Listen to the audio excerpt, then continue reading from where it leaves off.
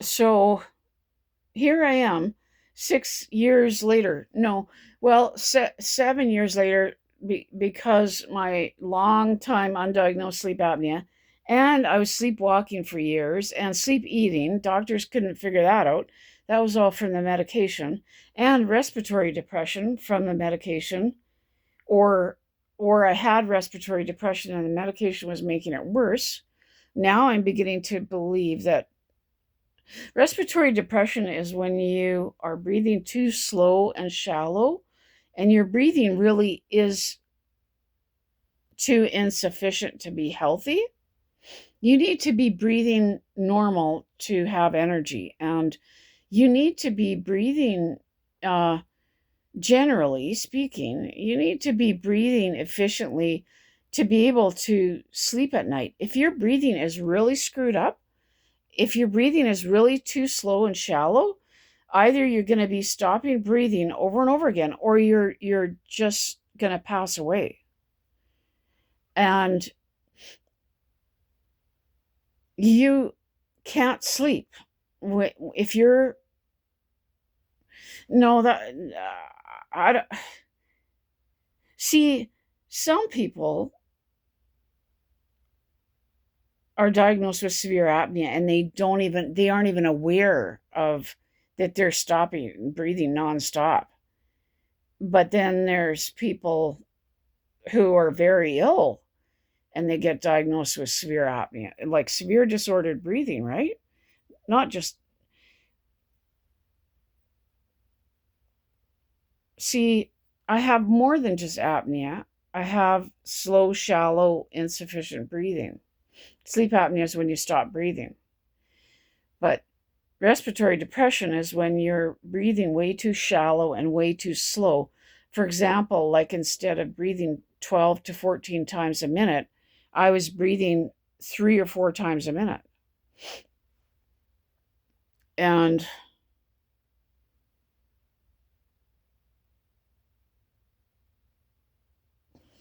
I should put my oximeter on. Hang on. Sorry. So there's a reason why I'm terrified. Like, I am terrified to go to bed. I used to be terrified of the CPAP. I'm not anymore. I mean, I was in respiratory crisis. I was out of my mind. I was in a state of terror. I was in a state of medical trauma. I needed to be in the hospital, not at home with the CPAP. I was so ill that I was stopping breathing with the CPAP on.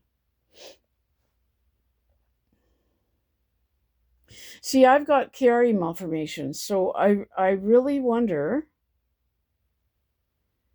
what is happening with that, um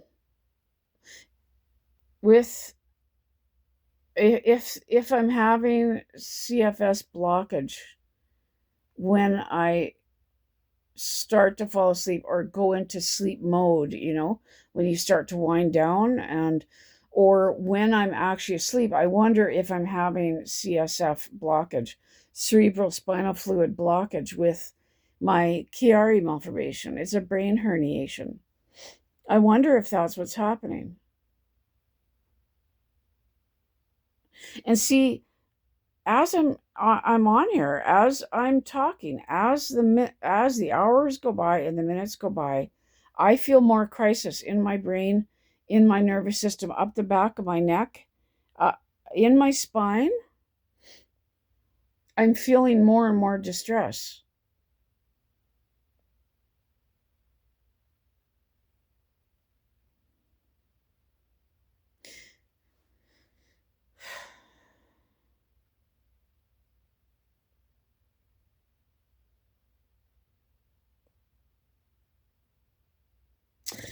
I do really wonder, and I think I looked this up. I think if you Google, um,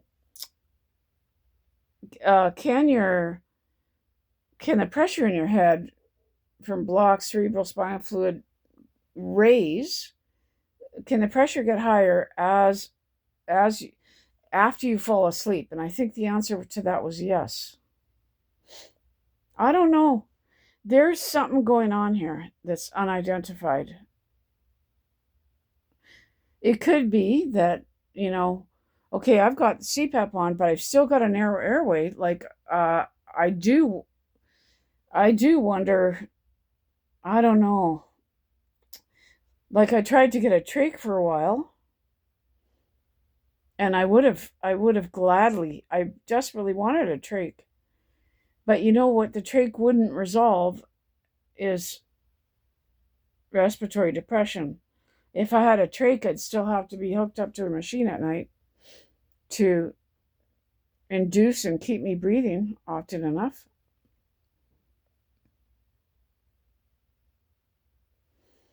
I wonder, God, because you know what? My life has been destroyed by all of this.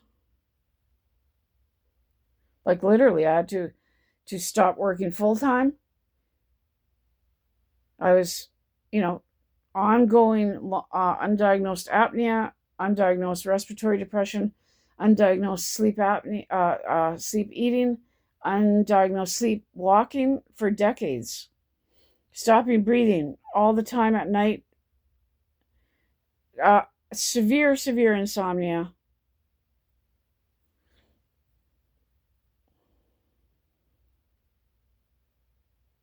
All of that undiagnosed for decades. And here I am now. I figured all of it out. I finally got CPAP.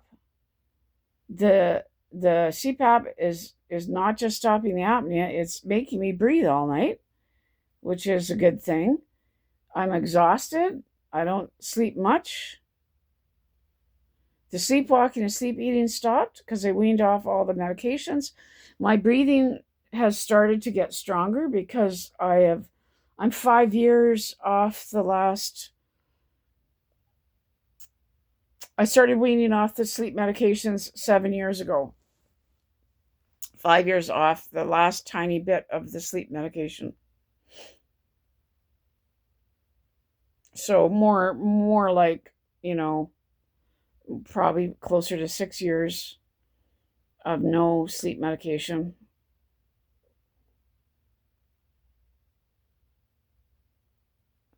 I sleep more now than when I was on several powerful sleeping pills. I sleep more now than when I was taking 7, 8, 9. They were prescribing me 7, 8, 9 sleeping pills a night. Why? Because the pills were causing their own issues and making existing issues much worse. Like I was literally, I'm not joking, I was tortured. So I'm 5, 6 years off of all sleep medications. I've had CPAP for 6 years. You know, the first,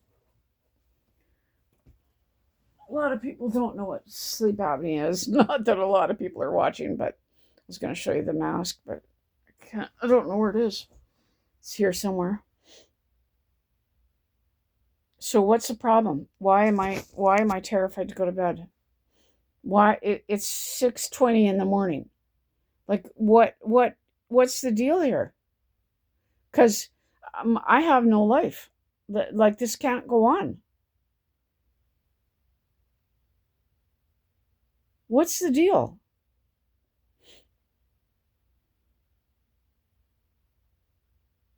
What is happening here? Is it blockage with the brain? You know, like I was out there watching TV and it's getting later and later, and I stopped and I thought, whatever's happening to me right now, okay, let's say it was 3 o'clock in the morning or 4 in the morning, and I stopped and I thought, whatever is happening right now, my spine is starting to hurt. It's starting to pull down from the brain. My spine and brain are being pulled down on, and it's starting to get uncomfortable, and it's starting to get worse as the minutes go by. I'm starting to feel more in distress. And why aren't I going to bed? I'm asking myself that. Everything's getting worse. And why aren't I going to bed? And then I thought, is there any weird way I'm benefiting from this? Like, or is there anything that might make me continue to stay up?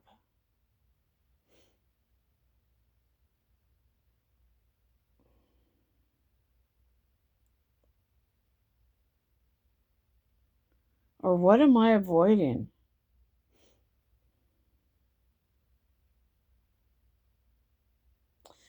And right now, my brain and my spine just feel electrocuted.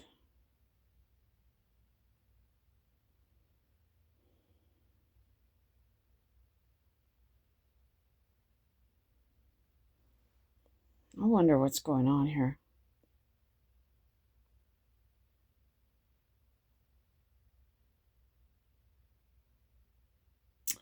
There's a really cool video. I'll see if I can find it. It's it's the brain and an actual video that's the coolest video ever.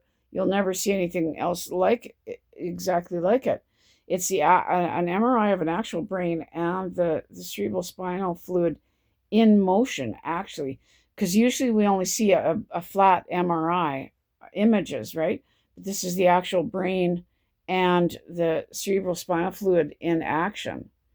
And I wish I could have a moving image of my brain when I'm upright, and then a moving image of my brain and the cerebral spinal fluid when I lay down, and a third one of my brain and the cerebral spinal fluid when I'm asleep, to see if at any time there's blockage happening, if that's what I'm afraid of.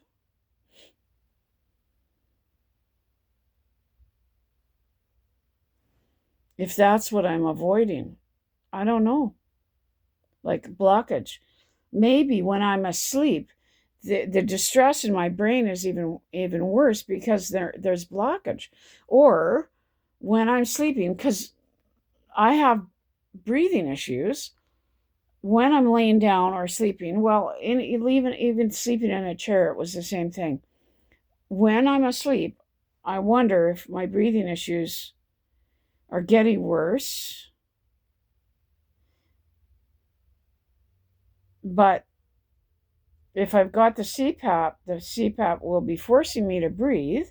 But I wonder, even still, if your brain is in distress, if you're having brainstem compression when you fall asleep, I wonder if you're still in distress, even though the CPAP is making you breathe. Your brain doesn't mean your brain isn't in distress if your brainstem is being compressed, you know? I don't know, there's something happening here. There's something going on.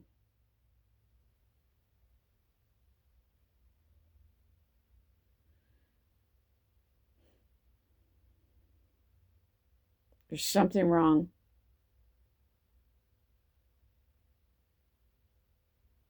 I raised a kid not sleeping, God, when my daughter was born, I was brain injured when my daughter was born. I finally figured out it was probably a brain bleed. I finally talked to a specialist who helped me. We talked about it, and it was probably a brain bleed. They covered it up. So I honestly, I brought a baby home in just total distress. I was brain injured, so sleep deprived with a new baby. Honest to God, I don't know how I didn't lose my mind. It's been like decades of this.